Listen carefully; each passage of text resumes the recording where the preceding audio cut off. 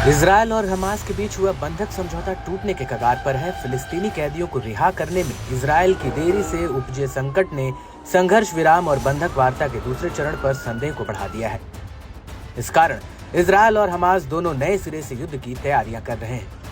35 दिनों के संघर्ष विराम ने हमास को अपनी बेहद कमजोर हो चुकी सेना को फिर से संगठित करने, 14 महीने की लड़ाई के दौरान बिखरे हुए यूनिट को फिर से बनाने और 7 अक्टूबर 2023 को किए गए हमले की तरह इजरायल पर फिर से नए हमले की तैयारी करने का बड़ा मौका दिया है। संघर्ष विराम के दौरान हजारों हमास लड़ाके वापस लौटने वाले नागरिकों के साथ मिलकर अपने अपने ठिकानों पर पहुंच चुके हैं। एक अनुमान के मुताबिक पिछले कुछ हफ्तों में लगभग 5 लाख फिलिस्तीनी नागरिकों की गाजा के उत्तर में वापसी हुई है। ये लोग मलबे में तब्दील हो चुके अपने घरों को फिर से खड़ा करने की कोशिश कर रहे हैं।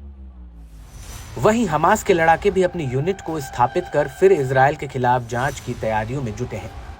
हमास के आतंकवादी हजारों लोगों के साथ मिलकर नए लड़ाकू इकाइयों में फिर से शामिल हो गए हैं, जो लड़ाई के दौरान उत्तरी गाजा में बने रहे।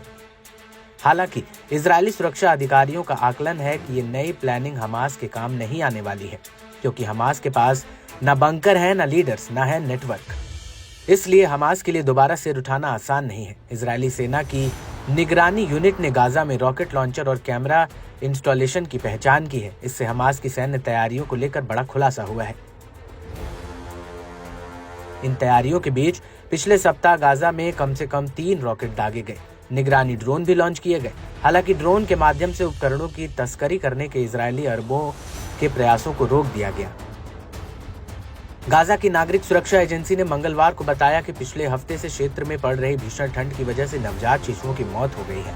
7 अक्टूबर 2023 को इजरायल पर हमास के हमले से शुरू हुए 15 महीने से ज्यादा की जंग की वजह से गाजा का ज्यादातर हिस्सा बर्बाद हो चुका है और इसकी अधिकांश आबादी विस्थापित हो गई है। इजरायली सैन्य सूत्रों का कहना है कि हमास ने पिछले इजरायली जमीनी अभियानों से महत्वपूर्ण सबक सीखा है और हमास अब दोबारा हमले की बेवकूफी नहीं करने वाला है।